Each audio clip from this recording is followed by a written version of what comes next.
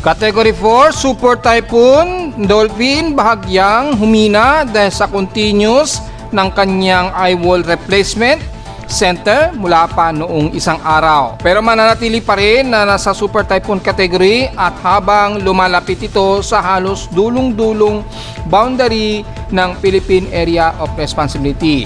Maapektuhan pa rin ba ang bansa?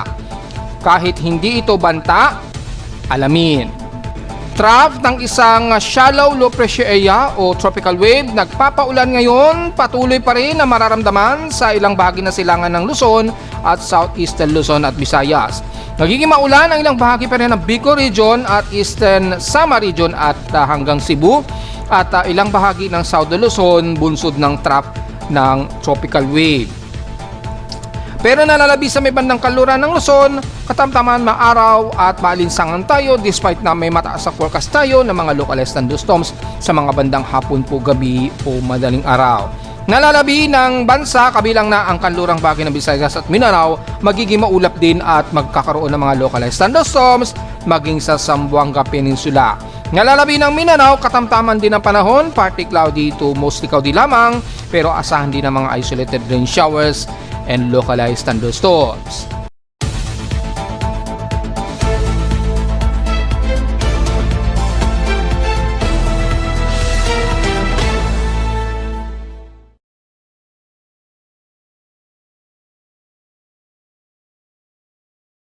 Hello, magandang tanghali na mga folks. Welcome po muli sa ating Daily Weather Bulletin at Analysis para sa unang araw ng Sabado ng August 1, 2026. Ang oras sa ating boss may maga o magtatanghali na ay alas 11:46 na ng magtatanghaling tapat. Unang araw ngayon ng Agosto pero patuloy pa rin na hindi maganda ang pattern ng ating weather situation ngayon at lagay ng panahon dahil sa patuloy pa rin tayo nakakaranas ng mga pagkulog at pagkidlat. At lalo na dito sa silangang bahagi ng bansa na kung saan meron tayong umiiral ngayon na tropical wave na ayon naman kay Japan Meteorological Agency ng isa na itong tropical depression. So hindi natin alam kung si Pag-asa ay itataas nila ito bilang tropical depression din. Pero kung makikita natin yung sitwasyon sa ating actual lightning detection system, as of 11:40 AM o 11:41 AM, meron tayong 163 lightning strikes. At kung titingnan natin sa pinaka-satellite imagery, mapapansin natin na nanatiling shallow trough ito o shallow low pressure area. So, depende kay Pag-asa kung ituturing nila itong tropical depression dahil si Japan Meteorological Agency itinaas na nila ito bilang tropical depression. Just in case itaas siya ni Japan Meteorological Agency o ni Pag-asa at tatawagin sa local name na Luis, baka hindi mapupunta kay Dolphin yung pangalang Luis, just in case po. So abang-abang po natin kung itataas siya ni Pag-asa dahil si JMA o Japan Meteorological Agency ay itinuring na nila itong tropical depression. So ngayon ay yung latest natin nasa 166 na po, kakapasok lang ng 3 bagong lightning strikes. At mula sa amin sa Caloocan, pinakamalapit ay 168 km. Ang pinakamalapit sa amin sa Caloocan at aktibo po ang mga pagkulog at pagkilat in real time base na rin dito sa ating lightning detection system. So ibig sabihin po nagkakaroon ngayon ng maulang panahon dito sa bahagi po ng Bicol region dahil nariyan po yung pinaka-trough ng low pressure area na ito o yung tropical wave.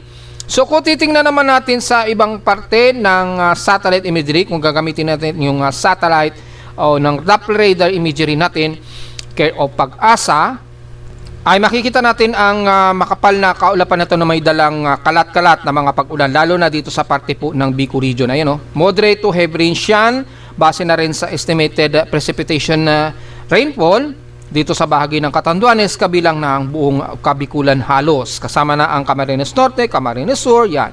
I-activate natin ang reflectivity mode, mataas po yung reflectivity na umiiral ngayon sa Kabikulan na kung saan nakakaranas sila ng grabing maulan na panahon.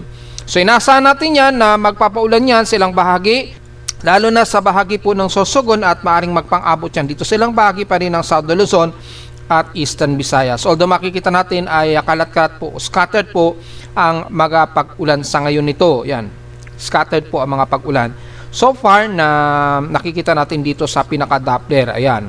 So malinaw naman po Ito po yung pinaka-scattered na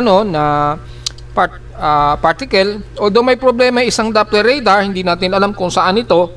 Hindi maganda ang collection ng microwave, yung balik ng microwave. So mukhang may problema yung microwave, sana ay ma-check po natin yan mga folks. Pero yung Doppler radar sa may bandang malapit sa may bandang Camarines Norte, mukhang okay siya, stable naman yung Doppler radar, okay naman yung reception. Maliban na naman doon sa isang Doppler na mukhang hindi maganda ang balik ng microwave doon sa receiver. So paki-check o paki-calibrate na lamang mga folks. At ingat na lamang sa mga posibleng pagbaha just in case, dahil asahan na inuulan kayo ngayon dyan mga folks. So nakataas ngayon ang thunderstorm advisory care of Pag-asa dito sa area ng Visayas. So 11:16 AM pa po ito, pero nakataas kasi hanggang yung validity nito hanggang 1:16 PM pa po. So ibig sabihin ang consistent ng forecast nito ay tatagal hanggang 1 o'clock, pero 1 to 2 hours daw yung effectivity dito sa bahagi po ng Cebu, kasama na ang Talisay o San Negros Occidental mula Candoni at Calatbrava, sa Negros Oriental, yan, mula Dumaguete na yan hanggang Manhud. Kasama na ilang bahagi pa rin ng Leyte o South Leyte, yan nakataas po yan, at Bohol at the rest. Mula sa ilang conditions, maapektuhan pa rin ang Cebu sa Argao, Sibunga at Dalanguete. Sa Negros Occidental naman ang Kabangkalan at Himamaylan. Sa Negros Oriental naman ang Tayasan, Bindoy, Ayungan, Duin, Bakong at Himalalud. Sa Bohol naman ang Cortes hanggang dito sa Hagna at Lila ay nakataas din ang experience ng mga pagkulog at pagkidlatin daw. So expected po ang mga pagkulog at pagkidlat, at nakikita naman natin dito sa ating lightning detection system at Doppler radar na kayo ngayon ang mataas na inuulan at mga pagkulog at pagkidlat ngayon dyan.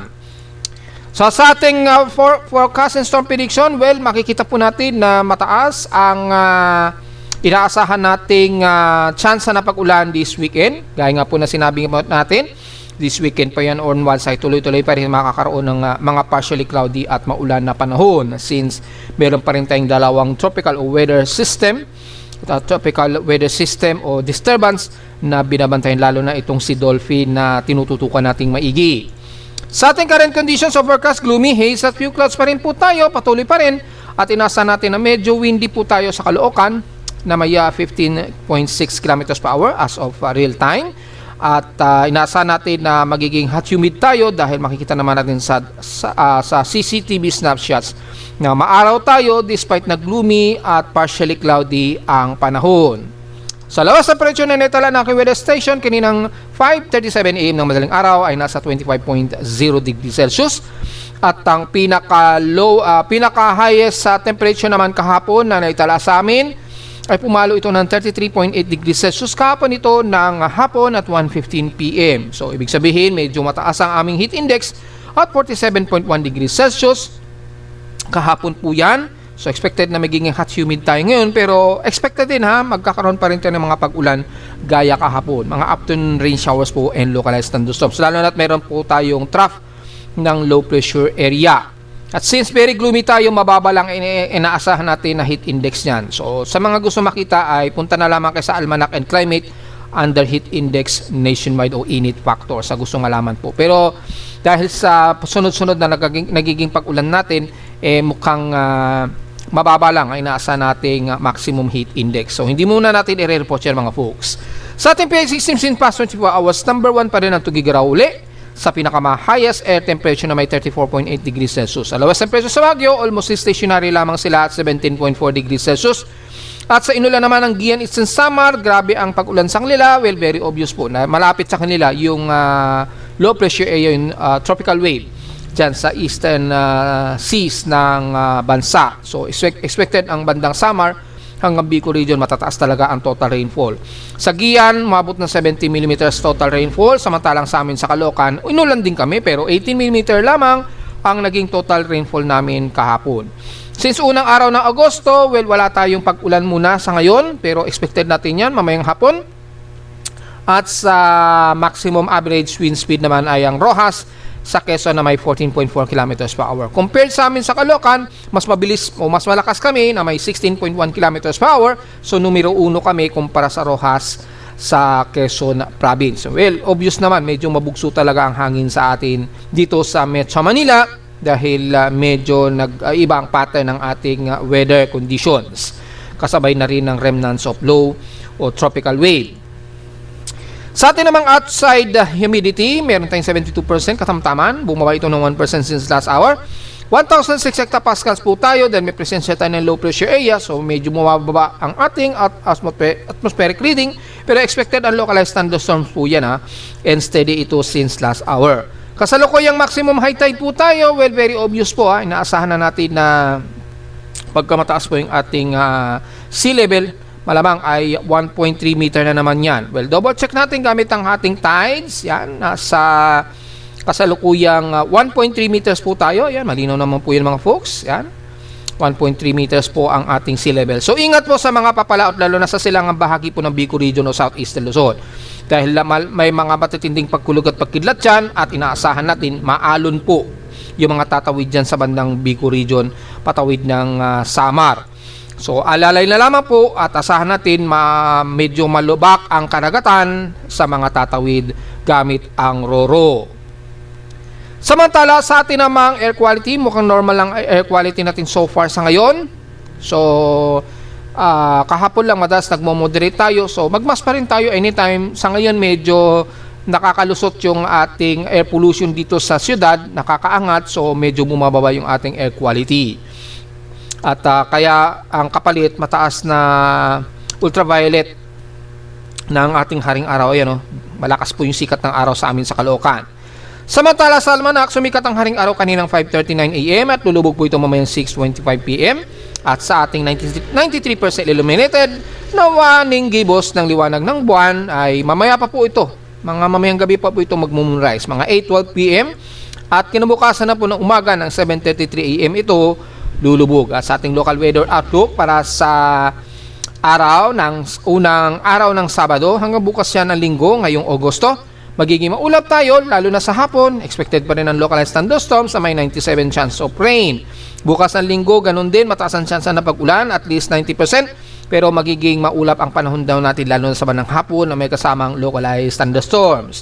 Highest and lowest temperature expected maglalaro between 29 to 31 degrees Celsius and lowest temperature expected 25 to 26 degrees Celsius. So ito ngayon, as of madaling araw, namataan na rin ni Pag-asa yung low pressure area. Yan, estimated layong 960 km east yan ng Southeastern Luzon. Diyan nga po yun sa may ng Southeastern Luzon. So hindi natin alam kung itatawagin yan o itataas yan ni Pag-asa as tropical depression dahil nga po si GMA ay nagtaas na. Anyway, ngayong August 12 na darating, merong eclipse pero hindi naman kita sa atin sa Pilipinas. Ayan. Yung mga Pilipino natin ay kita po ito sa bandang saan makikita ito. So kung titingnan natin yung pinakadetalye, yan, ito po yung eclipse, August 12 daw po ito. Sa Pilipinas, oras natin yan pero gabi, mga 1:47 AM oras natin sa Pilipinas. So, hindi natin yan matatanaw sa Pilipinas. Pero sa side ng Amerika, ay dito yung pinaka-epicenter, bandang Greenland yata to, Iceland. Well, tingnan natin yung detalye. Ang makikita, visible yan, Greenland nga, tsaka Spain. Yan. Hanggang Spain.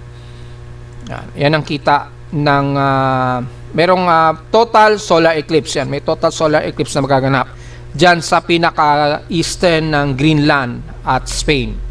Yan ang pinaka makikita yan. So makikita yan din sa Amerika, yung partially side ng umbral ng moon, makikita pa rin. Pero yung mas kitang-kita dito sa may bandang Greenland po. So kung may mga Pilipino tayo dyan, ihanda po yung mga teleskopyo dahil merong umiiral o may iiral na total solar eclipse by August 12 po yan. Yan. Siguro August 11 pa sa atin yan. O August 13 yon, August 13 pala. Nang madaling araw sa atin sa Pilipinas. So, yon po yung oras natin. So, hindi naman natin yan makikita. And then, pagdating naman ng August 28, meron tayong partial lunar eclipse naman. So dito, hindi rin makikita sa Pilipinas, pero kitang-kita ito sa South America, yung pinaka-partial lunar eclipse po yan. Tanaw na tanaw yan sa Antarctica, South America, Africa, and Europe. Makikita yung partially niyan. So partial lunar eclipse lamang siya. So oras natin sa Pilipinas yan, Biyernes na ng August 28 at 12:14 yan ng hapon. Hapon pa lang sa atin yan. Din sa America side, mga madaling araw po yan. So yan po yung oras. Mayroong magaganap na astronomical event ngayon sa Amerika. Dalawa ang astronomical event nila. Swerte naman nila, dalawang astronomical event agad. And then, ang susunod pa yan, mga next year pa po. Yung susunod na annular solar eclipse naman. Na sa Amerika pa rin makikita to. So, puro bandang Africa at sa Amerika ang may mga solar events. Wala masyado dito sa Pilipinas o Asia. So, medyo hindi maganda. O bad news. Wala tayong makikita ang astronomical event. So, take note na lamang po yan mga folks ha. So diretso agad tayo sa ating ginagamit na satellite imagery. Makikita po natin ang malawak na kaulapan nito sa may bandang southeastern Luzon. Kung i-activate natin yung heavy rain potential, kitang-kita po na heavy rain potential po dito sa parte po ng Bicol region.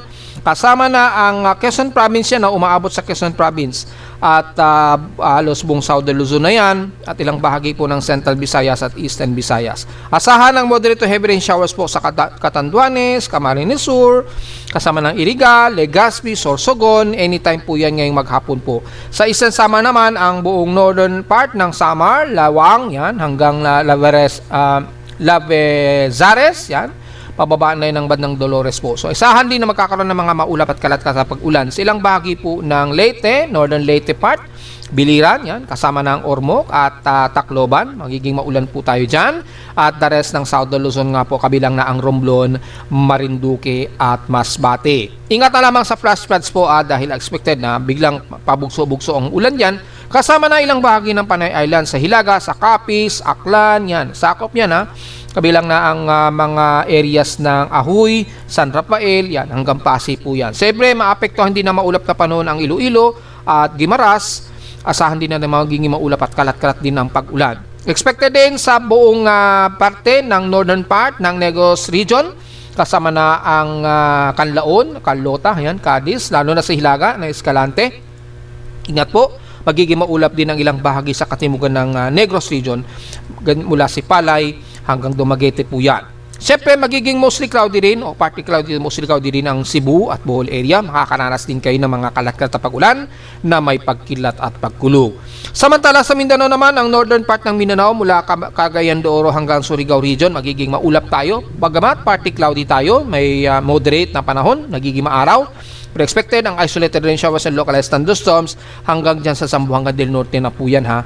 At ilang parte ng Osamis City or ilang parte ng Oroqueta, sakop ng Misamis Occidental. Bagamat katamtaman na ang ilang bahagi pa rin ng Lanao region at central ng Bukidnon at Agusan region, magiging maulan naman sa bandang hapon po. So expected ang mga isolated rain showers and localized thunderstorms bagay sa eastern part ng Mindanao mula Surigao del Sur, Hinatuan hanggang Davao de Oro po yan. Partly ito musikaw din tayo sa most of Davao Oriental ng Mati, Gobyerno Generoso, City of Davao, and the rest ng Davao del Sur hanggang General Santos po yan.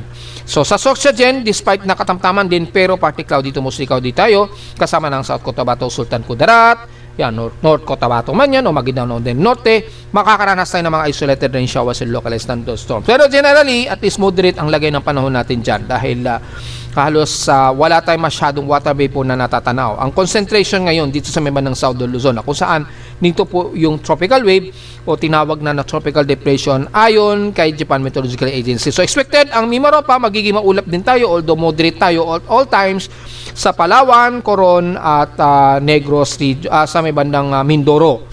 Pero bandang hapon, magkakaroon pa rin tayo ng mga afternoon rain showers maging sa bahagi ng Calabarzon area, Batangas man yan, Laguna o Metro Manila po. Be ready pa rin sa payong mga folks. Kabilang na sa bandang Rizal, yan, lalo na dito sa may bandang Quezon Province po, pataas ng Baler Aurora hanggang Kasiguran Aurora. Bagamat katamtaman tayo ngayon sa Metro Manila, maaraw tayo, pero bandang hapon po expected ang localized thunderstorms anytime, gaya kahapon. Kabilang na ang San Fernando o bandang Zambales. Although, at least dito maaraw po at moderate ang lagay ng panahon. So, medyo hot humid tayo dyan. Kabilang na ang Tarlac, pataas na yun ng Ilocos Region hanggang Ilocos Norte, Mountain Province, Kalinga, Payao, Ifugao, Benguet o Nueva Vizcaya. Katamtaman din sa Isabela at most of Cagayan Valley, pero magiging partly cloudy itong Musikaw dito. May remnants po ng trough ng low pressure area na nagpapang-abot dyan. So expected pa rin na magiging maulap tayo at all times na may mga isolated case of light to moderate rain showers and localized thunderstorms baging dyan sa dulong-dulong bahagi po ng Palanan, Isabela.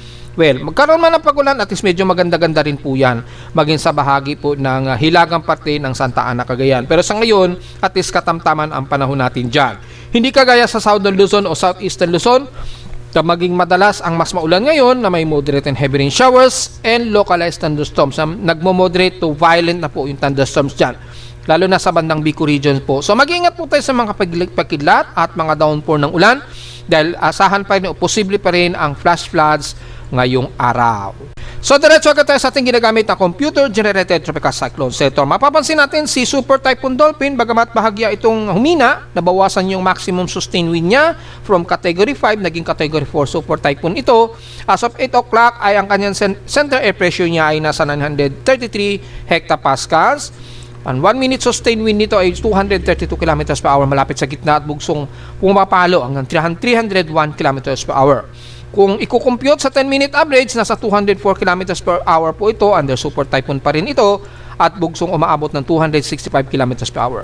Westward pa rin ang pagkilis nito sa bilis na 17 km an hour, medyo may kabilisan pa rin. Pero ang layo nito mula sa Northern Mariana Islands, kung susukatin natin dito, ay nasa layo itong approx 1,344 km east ng Northern Mariana Islands. Sa nagtatanong kasi bakit daw puro Mariana Islands ako? Well, tingnan natin. Kung susukatin natin ito, nasa may bandang Batanes Group of Islands sa po ito. So, magiging reference point na natin ang Itbayat Batanes. Pero sobrang layo talaga nito mga folks eh. Yan. Sobrang layo. Yan. Mula rito sa Itbayat Batanes, kung susukatin natin, nasa layo itong approx of 3,786 km east ng Itbayat Batanes sa labas ng Philippine Area of Responsibility. So halos nasa Itbayat Batanes na po ito at mapapansin natin halos wala na pong banta o hindi na po banta sa buong bansa ang distansya nitong si Dolphin. Despite na medyo lalapit pa rin ito sa may bandang kantong-kantong dulo ng ating Philippine Area of Responsibility estimated ahead of time yan, mga August 4 o August 5. Nandito na yan sa area na yan dito. Yan, mga nandyan na yan sa bandang spot na yan. So, yun po yung kanyang magiging trajectory. Kung mapapansin nyo, halos pa northwestward ito. Sa ngayon yan, pero yung trajectory niya, kung titingnan natin sa tropical cyclone track combination, makikita natin medyo magwe-westward ito. Pagdating dito sa bandang area na ito ng Northern Mariana o Southern Japan by August 3. By August 3 po, medyo magkakanluran ito dahil sa influence ito ng mataas na high pressure area dito sa southeast of Japan. Medyo kikilis ito pakanluran. So halos lalapit ito sa boundary ng dulong-dulong kanto ng PAR. Kaya hindi pa rin natin inaalis ang posibilidad na maaari pa itong pumasok o sumilip o kahit man lang sumilip dito sa Philippine Area of Responsibility. So posible pa rin yan mga folks. So approximate ahead of time mga hapon ito ng August 5. So anong araw yan? Mga Wednesday, mga next Wednesday. Yan, estimated yan na bandang alas 2 ng hapon na riyan yan sa may bandang dulong kanto ng Philippine Area of Responsibility. Pero malayo naman kasi ang distansya niyan at nasa 700 km lang yung kasalukuyang diameter ng gale wind nitong si Dolphin. Kaya hindi ito gaano kadelikado, hindi kagaya ni Inday. Despite na si Inday dati o nakaraang buwan ay hindi tumama sa bansa, pero halos mas malapit kasi ito, kaya napa-enhance siya ng todo ang ating habagat. Bagamat si Dolphin next week mapapa-enhance pa rin niya ating habagat, hahatakin pa rin niya ating habagat dito sa Timog Kanluran, magpapaulan pa rin niya na mula sa bandang Mindanao muna magsisimula yan, pataas yan ng South Luzon hanggang dito sa may bandang Metro Manila na. Hanggang pataas na ng pataas yan hanggang Northern Luzon. Pero moderate lang. Again, moderate lang po ang magiging epekto ng enhanced habagat sa atin. So, despite na moderate, huwag pa rin natin baliwalain yan dahil magkakaroon pa rin tayo ng mga inaasahang heavy rain showers yan, lalo na sa bandang kaluran po ng bansa po yan. Mga next week po yan, bago next weekend, yan, dyan natin medyo mararamdaman dito sa South Luzon at Metro Manila ang expected na magiging hatak sa ating habagat. So, magkakaroon pa rin tayo ng mga pag-ulan ha, pero huwag tayong masyadong mag-alala dahil hindi gaano katindi yung magiging impact nitong si Dolphin sa hatak sa ating habagat. Although, mapapa-enhance pa rin niya yung ating habagat. Hindi nga lang kagaya kay Inday na ang pag-enhance nito sa ating habagat ay todo. Medyo mas malakas dahil mas malapit ito sa hilagang silangan ng bansa natin. Hindi kagaya ni Dolphin, mas malayo po yung distansya niya. So, yun po yung medyo good news sa atin. At ito po yung kasalukuyang trajectory. Halos walang masyadong malalayong distansya ang mga forecast nila mula kay Joint Typhoon Weather Center, Japan Meteorological Agency at DeepMind AI. Maging sa pinaka-tropical cyclone forecast error, halos maliit lamang ang cone of uncertainty mula kay Japan Meteorological Agency. Yan. Pero mapapansin natin, halos dikit na dikit siya. Yan. So, ito po yung pinaka forecast track mula kay GMA. Yan.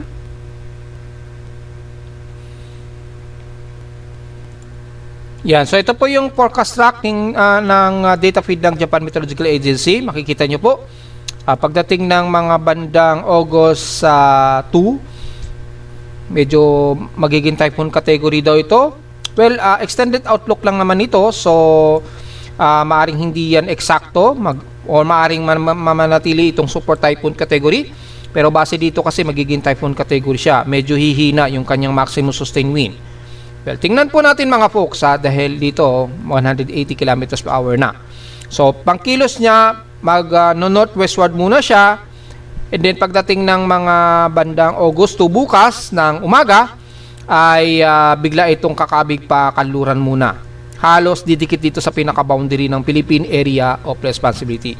So, yung pinaka-range ng malakas na gale wind, halos hindi naman abot sa atin. Kaya masasabi natin na moderate lang ang epekto ng enhanced habagat sa Pilipinas.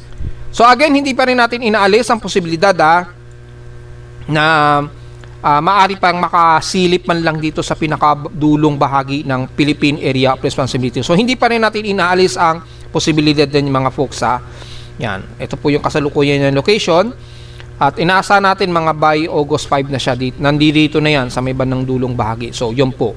So, yan po yung pinaka-forecast track niya. Ito naman yung kay Joint Typhoon Weather Center. Ito, medyo may nirevise ako kay Joint Typhoon Weather Center. So, sa mga gustong gumamit ng KML, pwedeng ma-download yan. Although, may konti pang error dyan ng konti So, pwede nyo ma-download yung KML para meron tayong version ng KML, hindi lang si Joint Typhoon Weather Center. Pwede nyo pong i-download dyan. Pag kinilik nyo yan, madadownload siya as KML file. Kung meron kayong Google Earth, double-click nyo lang yan. Maglo-load yan sa Google Earth at mabiview nyo yan sa Google Earth. Ito ay mismong script mula sa inyong lingkod. Yan, sa mga gustong gumamit ng Google Earth. Naka-convert na yan sa Philippine Time. Yan, ito yung forecast warning at ito na po yung forecast kasama na ang outlook, extended outlook nito at long range forecast na. Yan. Eksaktong-eksakto yan kung ano yung naka-Joint Typhoon Weather Center, ganyan lang din. Maliban na lamang dito, medyo may problema tayo dito sa yung pinaka-outer hull. Ayusin natin yan. Pero importante po ito, mas pinaka-reliable na po yan. Itong pinaka-radar, yan. Tamang-tama, eksaktong-eksakto lang, katulad lang din kay Joint Typhoon Weather Center. So, ina-assume na lang natin yung range nito, yung radar natin, approximate kasi yan na range na masasakop sa pinakasakop dyan sa ating radar range. Pero yung makikita natin, at least importante yung radar range kung saan yung dadaanan ng bagyo, just in case po. So, ito po yung hitsura niya sa pinaka-Google Earth. Diba? So, nakuha natin yung formula kung paano ginagawa ni Joint Typhoon Weather Center yung pinaka-layout ng quadrants. Kasi maraming kababayan tayo na mula nang nag-introduce tayo kung paano ginagamit yung quadrant, ay ginagamit na rin po ng mga ibang mga followers. Ayan. So sa mga gusto makita yung pinaka-actual ng quadrant, yan po, makikita natin. Sa gusto makita ang KML file nito, yan. Pag kinilik niyan, ito po yung version natin. Mayroong UTC time at Philippine time. Yan. At least kompleto po yan. Yan. So ito, nakalimutan natin i-convert. Dapat naka-kilometers per hour yan. So don't worry, ko-convert natin yan para hindi naka-nuts siya eh. Naka-English computation. So gagawin din natin ano yan, metric. Yan. Naka-nuts siya. Nakalimutan natin i-convert. So, yun po. At least yung oras natin ay naka-oras na yan sa Philippine time. Yan. Sa gustong gumamit ng KML file, yan po yun ha. So, madadownload nyo po yan. I-click nyo lamang dito. Every time na nag-update yan, automatic mag-update naman din tong KML file natin. So, marami pa tayong medyo aayusin dyan. Pero at least, on beta yan, gumagana. At sa gusto makita yung pinaka-actual nito, dito is kompleto. Merong naka-convert na siya sa English at metric sa gustong makita. So, yan po yung pinakakasalukuyan natin na status para kay Dolphin mula sa data feed ng Joint Typhoon Weather Center. Halos didikit din siya sa pinaka-boundary ng Paro. At yung pinakamalakas na quadrant, kung makikita ninyo, yung upper left ang pinaka-strong. Siyempre, yung upper right, malakas din. Yan. Yung ascending niya, yung lower right, malakas din. At least medyo mas malakas dito. Kaya yung mga tatamaan dito sa Miban na Okinawa, sa ibaba, mas malakas ang significant impact sa kanila. Malakas yung bayo ng hangin sa kanila. Hindi masyado dito sa bandang southwest quadrant o pinaka-lower left quadrant. Medyo mas mahina. So, yan po. At least kompleto tayo ng detalye at kompleto din tayo ng pinaka-storm wind, yung pinaka-strongest wind at yung pinaka-most dangerous part na range ng cyclone wind, Rade. Yan. Kompleto tayo at makikita din kung ano yung method na ginagawa ni Joint Typhoon Weather Center ay ginagamit din po natin para kumpleto po tayo sa pinaka-reference po. Ganon din po kay DeepMind AI. So, kung mapapansin nyo po, yung mga trajectory nila, halos ganyan din po. Iisa lang po yung magiging trajectory nitong si Dolphin. Kaya hindi pa rin natin inaalis ang posibilidad na posible pa rin niyang tumungtong sa pinakakanto ng Philippine Area of Responsibility sa loob. So, tingnan po natin mga folks. Maaari pa bang magbago yan dahil again, malayo pa po yung bagyo, malayo pa rin yan. So, marami pang pagkakataon na biglang dumaos-dos yan o posible pang mas magdaos-dos yan. Baka biglang sumulpot yung high pressure area dyan, lumakas yung ridge. So, depende po. Posible pong palakasin yan yung ridge of high pressure area na resulta mapapadaos-dos yung pasok nitong si Dolphin. Ito naman yung sa DeepMind. Yan. Dito kay DeepMind, tatlo kasi yung kanyang pinaka-mean track. Dito merong isa halos dikit na dikit to. Yan. Ito ay mula sa Weather Next Gen ng Google DeepMind. At ito naman yung sa Weather Next. So, yung isa na AI, sinasabi niya na may posibilidad pa rin o may napakaliit na posibilidad na sumilip pa yan sa loob ng Philippine Area of Responsibility. Pero mapapansin natin, saglit na saglit lang. Kaya hindi pa rin talaga natin ni-ruled out ng posibilidad na maaring pumasok pa rin yan ng Philippine Area of Responsibility. Ito po yung pinaka-floating satellite ni Dolphin. Mapapansin natin, palit na yung kanyang eye wall replacement dahil talagang maximum peak na po yung kanyang sirkulasyon para sa gustong makita yung pinaka-colorful activity nating AVN. Yan. Makikita nyo po yung pinaka-eye wall replacement, ilang band na po yung palit siya kaya humihina o bahagyang humihina na po siya kasi yun na po yung pinaka-strongest circulation na magagawa ni Dolphin. Yun na po yung pinaka-highest sustained wind niya. And then, nababawasan na siya dahil nagkakaroon na ng replacement ng kanyang eye wall. So, yun po. At ito naman sa ating Tropical Cyclone Intensity Forecast, papapansin natin mananatili itong nasa Super Typhoon category sa loob hanggang sa susunod na 24 oras. Yan. Maglalaro pa rin yan sa mga pagiging Super Typhoon niya. So, hanggang sa susunod na 24 oras pa na mananatili ito sa Super Typhoon category. Well, tingnan natin dahil habang lumalayo ito sa mas mainit na sea surface temperature, ay anaasahan natin mababawasan pa yung kanyang lakas, maaari. Pero dahil nasa dagat, tingnan natin kung magkakaroon ng rapid intensification. Depende yan sa sea surface temperature na dadaanan niya. Yan. So, yun po yung ating analysis ngayon para kay super bagyo na si Dolphin. Patututukan at babantayin pa rin natin itong maigi dahil napakaalanganin pa na maaari pa itong makasilip sa loob ng Philippine Area of Responsibility. Mula naman sa ating Tropical Cyclone Assessment Monitoring mula sa computer models ng GFS, makikita natin na tuloy-tuloy na rin o halos stationary lang ang kinikilos ni Dolphin. Halos sa babalandra lang ito sa may bandang Okinawa Islands at mapapalakas nito muli ang ating habagat nitong darating na weekday. So probably mga Tuesday siguro yan, mararamdaman na natin yan. And then unti-unti magkakaroon ng mga pag-ulan sa kanlurang bahagi ng bansa, maging sa bandang Metro Manila sa susunod na bago mag-weekend, pero hindi ganon katindi ang magiging impact. So yun ang medyo good news. At mula naman kay SMWF, ito ay may top nga po ng low pressure area. Ito nga pong binabantay natin, si 94W. Ayan o. So posibleng nga itaas ito ni Pag-asa as tropical depression. Base dito, bumababa yung atmospheric pressure niya. Pag nandito na yun sa may bandang Palanan, Isabela or bandang Kasiguran, Aurora, sa silangan sa dagat, karagatan niya off coastline. Yan. So posibleng matawag ito na Luis. So kung sakali ay malilipat kay Dolphin ang pangalang Maymay kung sakali. So kung itaas siya ni Pag-asa bilang Luis, tatawagin siyang Luis itong si 94W despite na nanatiling tropical wave lang ito para sa inyong lingkod, ay baka tatawagin itong si Maymay kung sumilip ito sa Philippine Area of Responsibility. Pero napakalit kasi ang chance niya na maging si Maymay, kaya tinitingnan pa rin natin mga folks yung mga posibilidad since malayo pa itong si Dolphin. So dito pa lamang, base na lang kay SMWF, maaaring ang itaas ito ni Pag-asa ngayon sigurong hapon o ngayong tanghali. Wala pa tayong balita. Si Pag-asa na kasi magde-decide niyan kung tatawagin niyang tropical depression. Pero sa akin, tropical wave lamang na matatawag yan o shallow low pressure area na magdudulot lang ng mga pag-ulan dito sa silangang bahagi ng Luzon at southeastern Luzon. Mula naman kay AI Ensemble, makita natin yung epekto ng habagat na mahahatak ni Dolphin. At tumbok talaga nito ang Okinawa Islands pa rin. So dito malayo na ito ay papasok ng PAR. Pero iisa lang ang trajectory at conference ng forecast sa mga multiple agencies na to. So ibig sabihin almost very final na talaga na ganyan ang magiging kilos ni Dolphin. Wala naman sa ating global spectral model, mapapansin natin dito mula kay GMA, halos dikit na dikit lang ito sa boundary ng PAR, pero hindi ito nakasilip. So expected na sa pinaka-counter na ito ng Philippine Area of Responsibility. Tingnan natin, i-post natin. Yan, mga August 5 nga talaga siya. Yan, so mga August 5 ng hapon.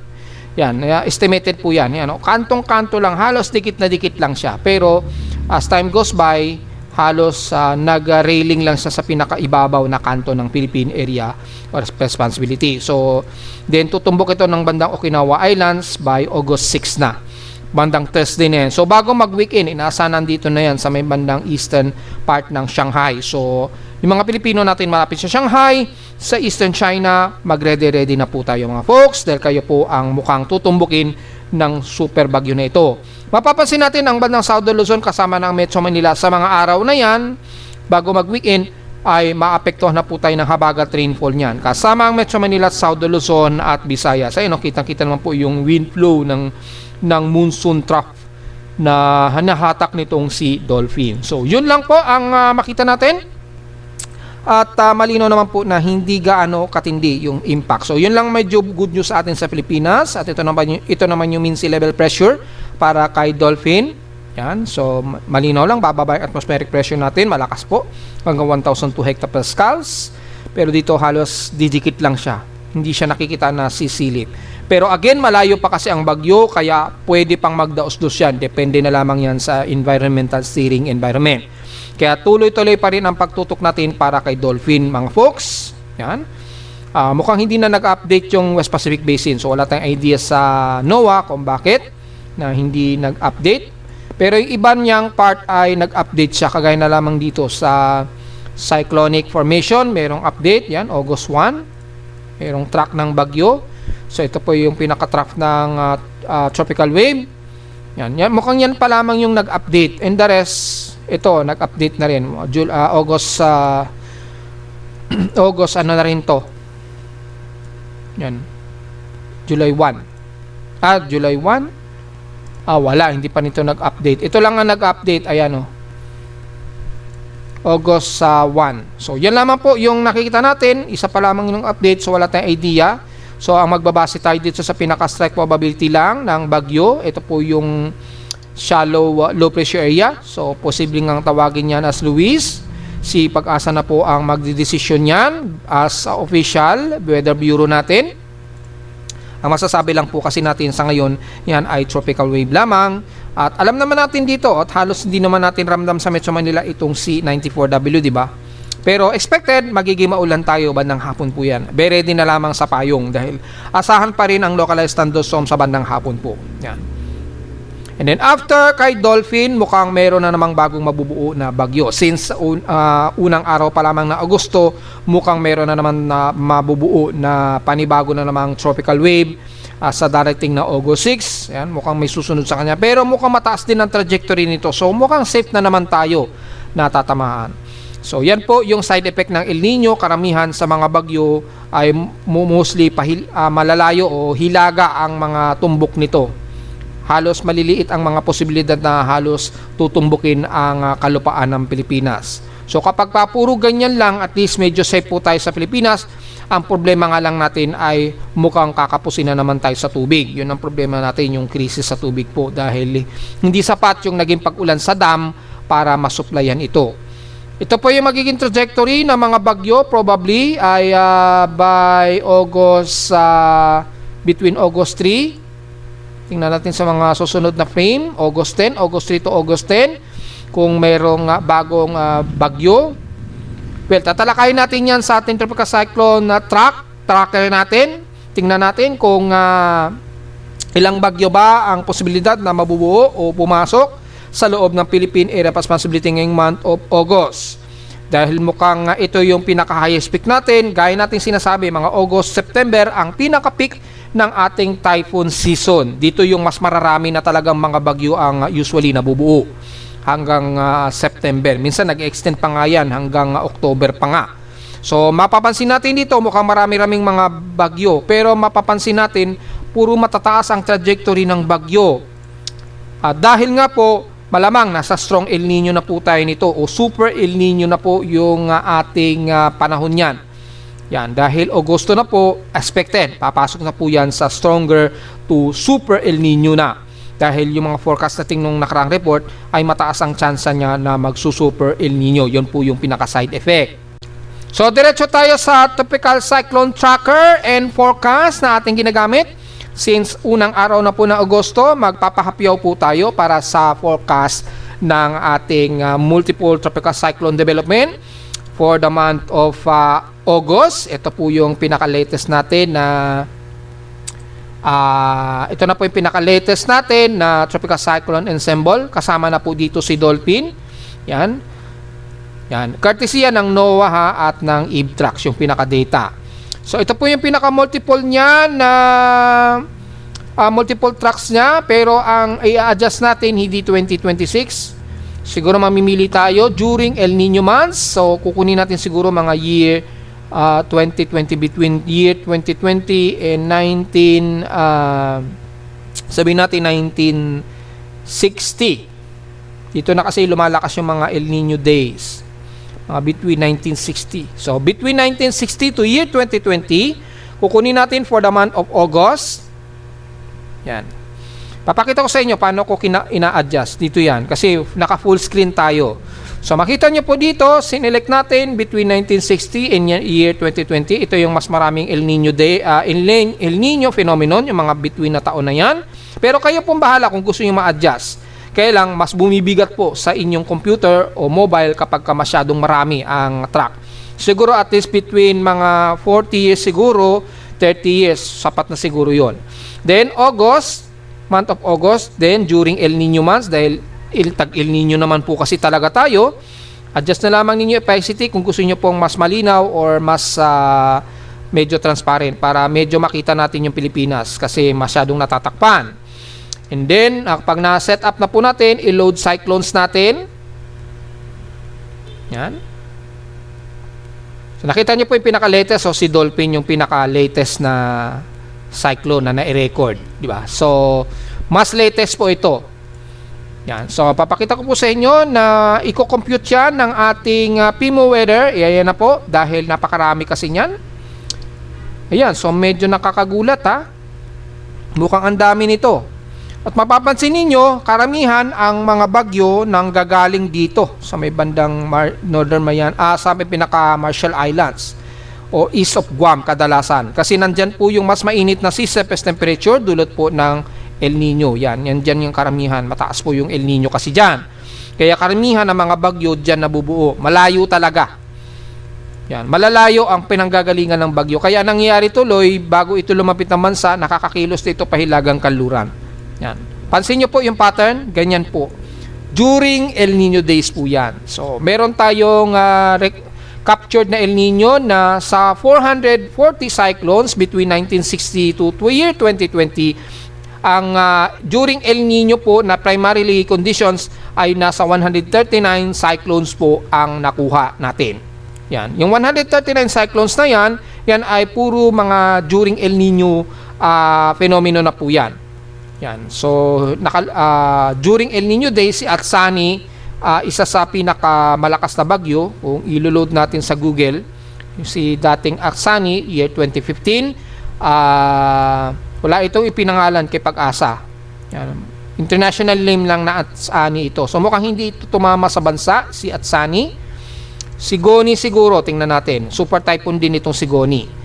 2015 din ito. Ito ay tinawag sa local name na Ineng. Yan. Ineng. Year 2015 po ito, nabuo ito, pumasok ng PAR August 13, 2015. Yan, nag-category 4 super typhoon po itong Sigoni. Yan yung pinakahuling record yan, yung 2015. Super typhoon po ang category. Yan yung mga malalakas na na-record between 1960 to 2020. Marami pa po yan, kasama ng Sibulabel, so Delor, yan. Maraming mga typhoon, kasama na si Kirogi. So again, mula rito ay mukhang 4 hanggang 5 bagyo ang posibleng mabuo sa loob o sa labas ng Philippine Area of Responsibility. Pero at least 3 hanggang 4 dito posibleng puro sa loob ng PAR ito papasok. Yung pang-5 malamang lihis ito. So malamang ang pang-5 posibleng lalapit lang ito dito, then lilihis ito pa ganyan, then magre-recurve, or posibleng dito yan dadaan, then magre-recurve yan pa Japan. So dito mas madalas mukhang tatamaan ng Japan din at this time. Pero 3 hanggang 4 posibleng dito ang tumbok niyan. Kalimitan dito pa Taiwan ang kalimitan ang tumbok na malalakas na bagyo. Yan. Yan po. And then meron din at least 40% maaring dito sa may bandang hilagang parte ng Northern Luzon, at posibleng merong isa at least 33% na mag-eastern o southeastern Luzon ito. Yan. Yan po yung forecast trajectory. I-report natin yan sa ating Facebook page para sa pinaka-complete details niyan. So again, mga 33% ang tsansa posible na mabuo pumasok sa loob ng PAR. So mula rito mga folks, makikita nyo po na 33% ang tsansa na may lalapit dito sa may bandang at southeastern Luzon. Ayan. Medyo malakas ito ayan ang category niya at least tropical storm. So hanggang tropical storm siguro to possible severe tropical storm. Yan. 33% lang ang tsansa. Then mga 40% chance at least hanggang severe tropical storm din siguro. Yan. Tropical storm to severe tropical storm. Severe tropical storm in nature. So, posibleng hanggang severe tropical storm, maaaring may lumapit dito sa member ng Northern Luzon, at least 40% chance. Pero yung mga matataas ang tsansa, usually super typhoon ito. Pero halos kalimitan, medyo lihis ito. Usually, bandang Taiwan ito tutumbok, ganyan. Yan. Kalimitan dito, bandang Taiwan ito tumutumbok. So, mukhang raratratin tayo ng sunod-sunod na enhance sa bagat nito kahit hindi ito maglandfall sa anumang bahagi ng Pilipinas. Yan.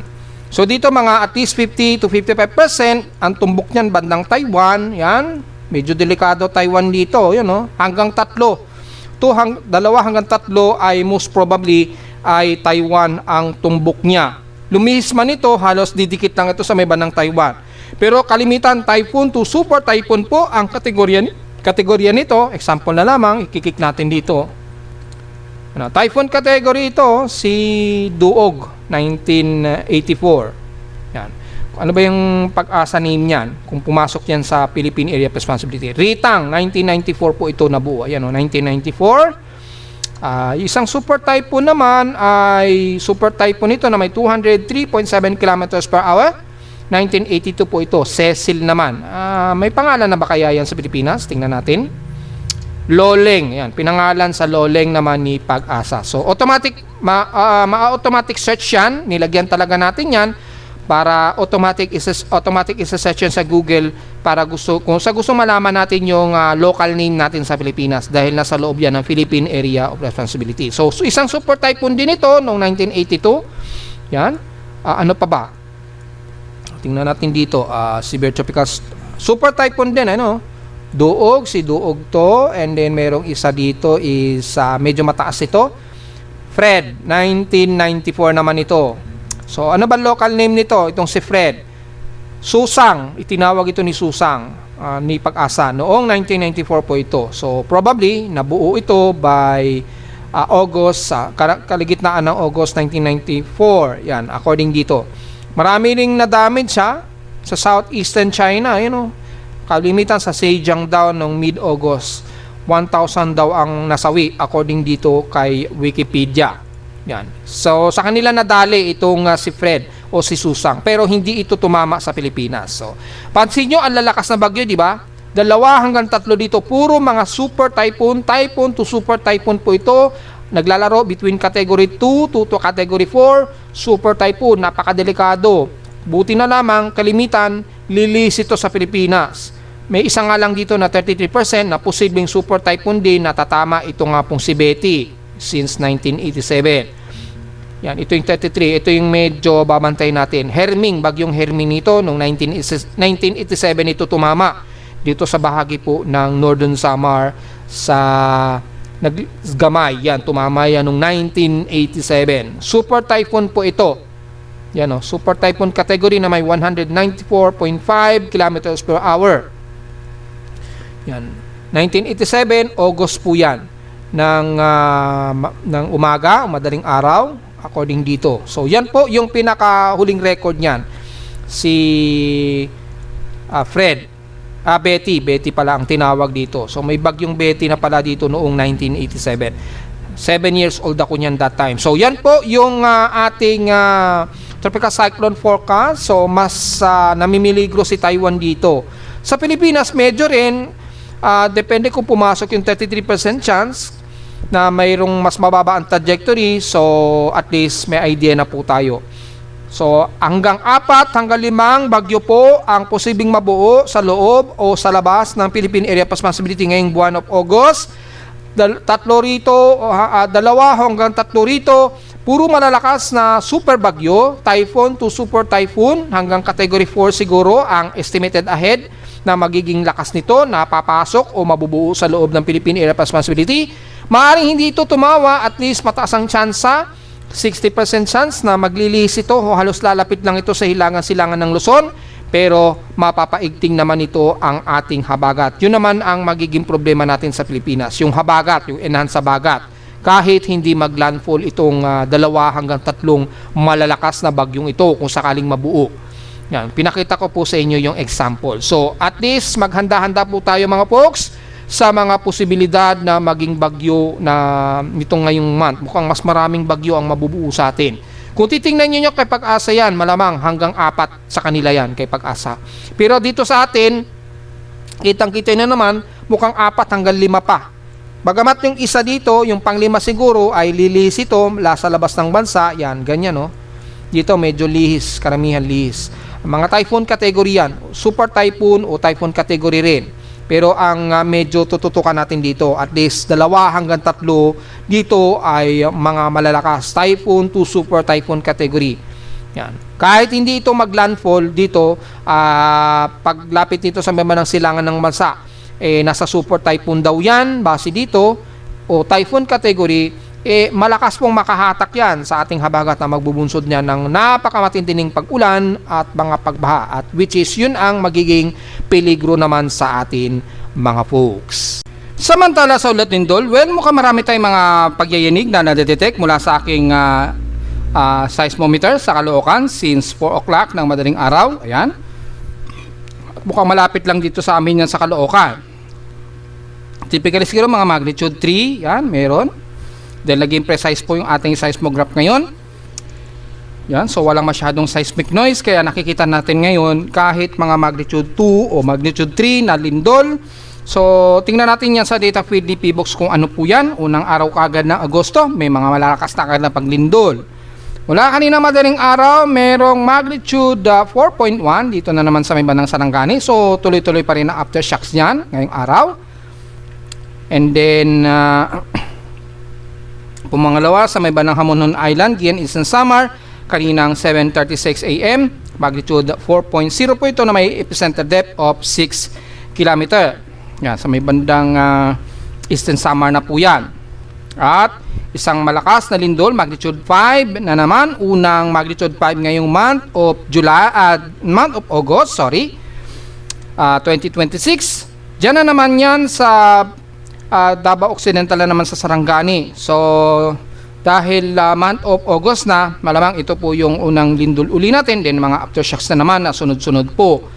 Yan, malapit yan sa may bandang Sarangani at magnitude 4.3 sa Sarangani na naman.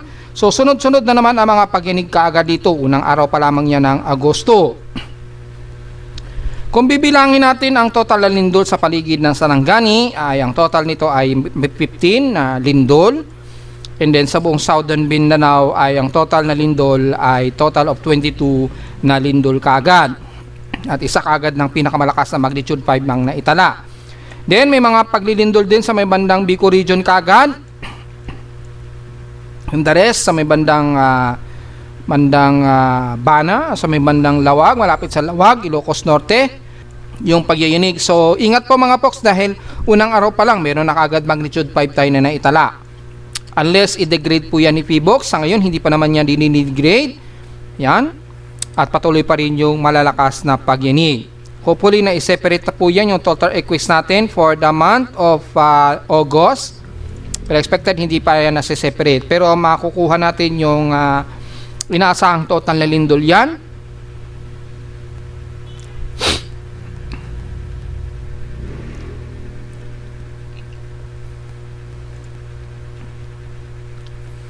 Magkakaroon tayo ng report for the month of July na total earthquakes. So, yung total lindol ng July ay nasa 2,049 earthquakes po ito. Yan na po yung total na lindol for the month of July. So, mukhang na-separate na po ng ating system so far, yung total earthquakes. Yan, 2,049 po yung total earthquakes natin. Yan. So, mula ngayong araw ay nasa 15,779. So, since ang total earthquake natin for July, expected natin August, nakahalo pa po yung month of July niyan. 2,049, and then ito po yung month of August, 2,104. So, subtract natin yung 2,049 minus 2,114, 2,104. Nasa 55 po ang total earthquakes na natin for the month of August at isang magnitude 5 nga po ang naitala. Yan. So 55 pa lamang po yung total earthquakes natin.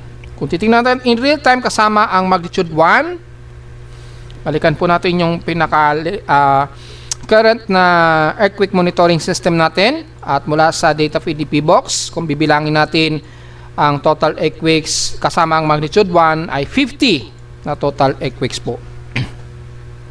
Yan po yung total earthquakes po yan mga folks. So malamang yung isang past earthquakes nung madaling araw humati, kaya 50. So 50 ang bilang natin kanina, 55. So probably 50 po ang total earthquakes natin ngayong araw ng August 1 po. So yun po yung total earthquakes natin na paglilindol na naitala ngayong araw. Well, kung gagamitin natin yung isang tinetest natin na beta pero under experimentation lang yun.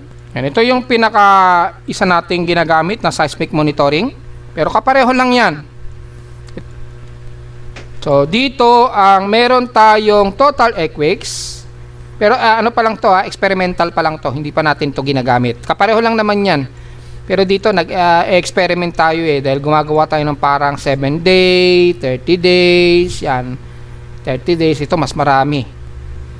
Yan, sobrang dami. Yan. Dito hindi accurate kasi nagsasama o naghahalo pa rin yung month of July and August kaya hindi siya accurate. Halos kapareho lang yun sa historical earthquake. Ito parang pinag-eksperimentohan lang natin. Kasi gumagawa tayo ng parang 7 days saka 24 hours. So, for 30 days, nakahalo rin siya. So, hindi rin accurate. Dito kasama ang magnitude 1.0 dito mga folks. So, yan lang po yung ating pinapakita lang. Pero under experiment lang to. So, hindi naman ito masyado accurate. So, balik tayo dun sa ating original na ginagamit na historical earthquake. At yung kasalukuyan nating lindol na naitala ay halos ganun lang din. Nasa 50 yung ating total earthquake so far. So, yun lamang po yung may re-report natin at makikita natin dito na detect sa aking seismometer yung mga pag-inig. Lalo na dito kaninang madaling araw po yan. 4:22 AM pero dito mga 10:42 AM. So, yung oras nito na malakas ang pag-inig malapit sa amin 4:23 o 4:22 ng umaga. So, kung titignan natin yung eksaktong oras, again, 4:23 o 4:22 AM yan. Dito natin malalaman yan. 4 ng madaling araw. Ito, 5:23 to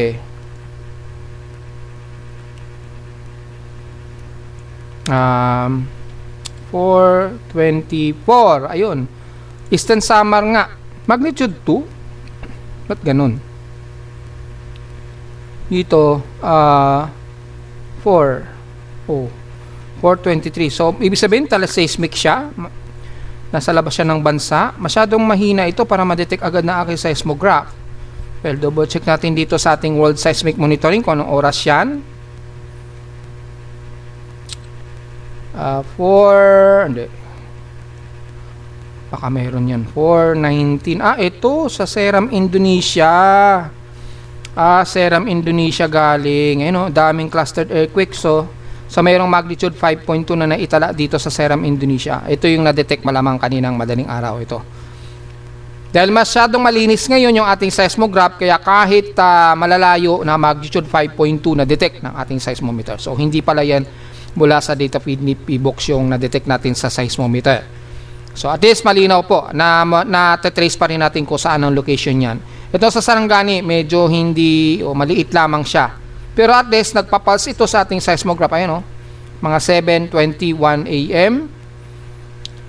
Mga alas 7 nagkaroon ng pagyanig. Pero dito 10:42 AM ito sa Sarangani, Lumindol. So wala naman tayong latest. 10:42 ito. Meron. Nag-ano na siya, nag-pulse na siya ng mga 10:50. Ito na 'yon. So napakahina pero na-detect So ganyan ka-sensitive yung ating seismometer kapag malinis at walang seismic noise. Nakaka-detect ito ng mga distant earthquakes kahit halos imposible lang masagap ng ganung kalalayo o more than 500 km ang layo or at least 300 km. Yun nga lang 100 km ang layo, mahirap nang ma-trace yan ng mga seismometer na long period. Pero sa ating long period seismometer ay na-detect pa natin. Ayun So, yun lamang po yung ating analysis mga folks. Diretso agad tayo sa ating 3-day to 8-day weather forecast para sa unang araw yan ng August 1, 2026.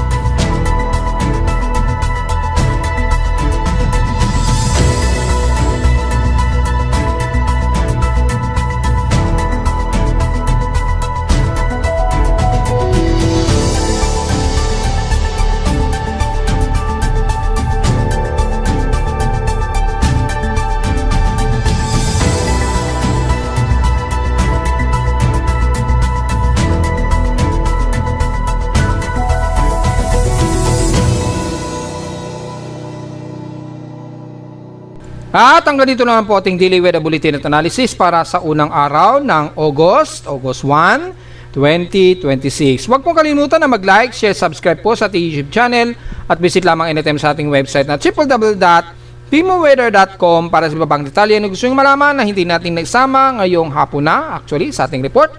Pero asahan natin na magiging hot humid tayo sa Metro Manila but expected ang localized thunderstorms afterwards. At visit lamang sa ating website sa gusto malaman pa rin pinaka-dynamic events mula sa reading ng ating aparato sa Caloocan at sa data feeds mula sa iba't ibang weather agencies. Maraming salamat po mga folks at magandang araw po sa ating lahat.